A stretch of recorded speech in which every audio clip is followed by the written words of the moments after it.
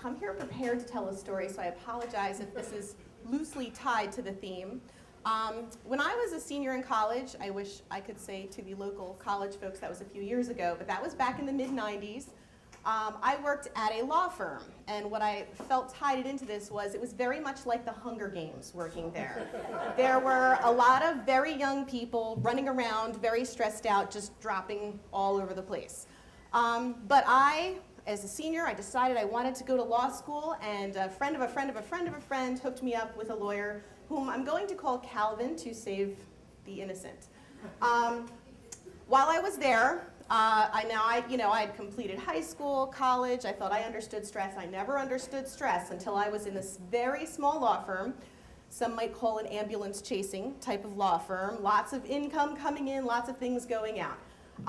And Calvin was about 6'4", and I know we're allowed to embellish as storytellers, but I am not. He was 6'4", had a very large temper, and he used to box. And he sort of had the personality to match that. So he was very angry and stressed all the time, and the only time he would allow himself was to laugh was at us, those of us that worked there. So if you can believe it, he had the nerve to laugh at me in my Doc Marten boots and baby doll dress, which was very cool in the mid-90s, but nevertheless, I felt very trendy coming in. I remember I went to Boscov's, I went to school in Scranton, and I thought, I am gonna look good today, and I walked in, and he literally stopped, pointed at me, and laughed. Who does that?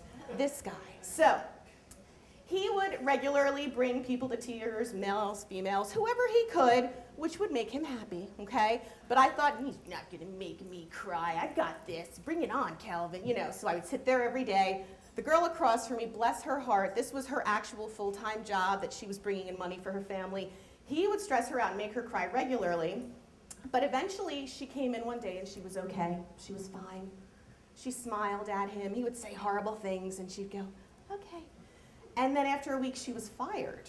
And I thought, oh, that's not good. So, at some point, I sort of said, yeah, I noticed Justine isn't here. Is there anything going on? And he was like, she's on some illegal drug called Prozac, which we didn't know about in the 90s. But when he heard, he actually jokingly said, are you on something? And she told him, and he promptly squirted her out. So he told me, no drugs, never used my first name. He only called the women that worked there girl, and he called the fellows that worked there kid, okay? So, listen, girl, don't ever come in here on drugs, and okay, you don't pay me enough to afford it, so I never did. But after a lot of turnover, and I was still pretty proud to be there for 3 more months, there was only me left one week because everyone else had quit or died in the Hunger Games. And he came up to me, remember I'm a senior in college, I hadn't even bought my own car now, and he said, listen, my cousin's buying a house, take care of the closing, I'll see you at 5. And he went off to court, and I went, the closing? I had no idea, I didn't know when the opening was, and I didn't know how to close the house. So I was like, yeah, it's cool, it's no problem, I'll do it, whatever, So I looked through the file, and he had a few lists of things to do, which he had to write out on paper, because there was no email back then.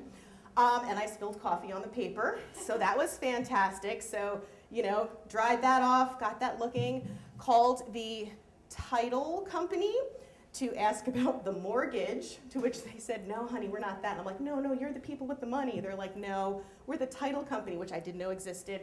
It was a very long, embarrassing day, but they kept trying to get me to call him, and I refused. I said, I am going to get this done. So after embarrassing, I literally had the woman from the mortgage company on the phone with me. I was like, I have a paper here that says this. Do you think those are the people on the other side? She helped me.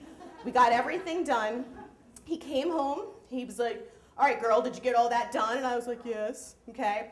Yes. So I was a little nervous when he came over to look at it because, no joke, he had been known sometimes to walk by the desk. Remember in 7th grade when the bully would just knock your books off?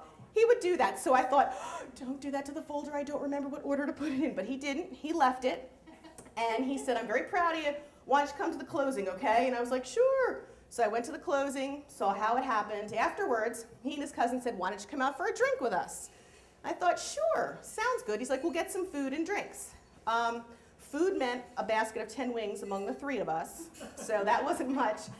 And drinks were fast and furious. So we sat at a little table with little captain's chairs, and I drank the first beer, and come on, girl, make sure you keep up. Keep up with you, So I kept drinking them down.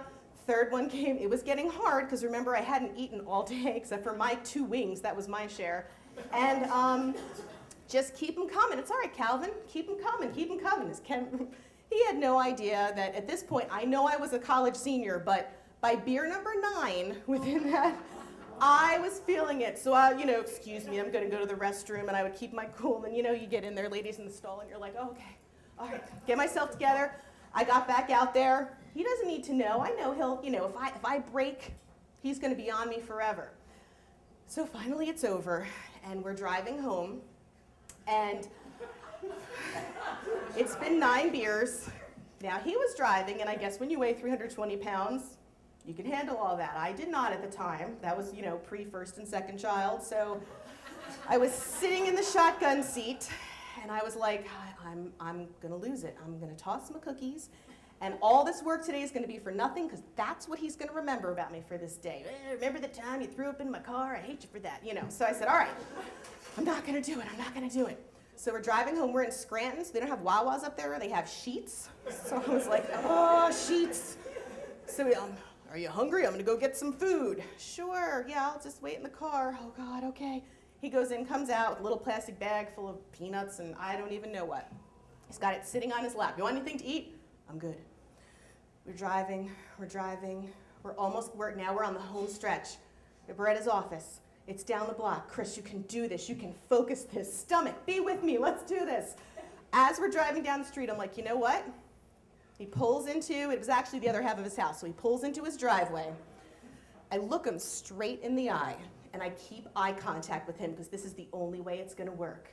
And I grab that bag off his lap, and I take out the peanuts, and I took out the brownie or whatever, and he's looking at me, and I maintained eye contact, because it was kind of like, like 2 stags that are going to go at it, and I stared him in the eyes, and I lost it in that bag.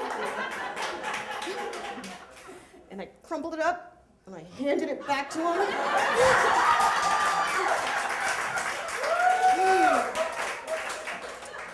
And then he called my boyfriend to pick me up because I couldn't drive home. So I made it home safely without breaking any laws.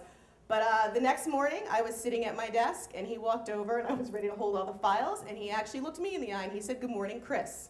So I felt that I had won the Hunger Games that day.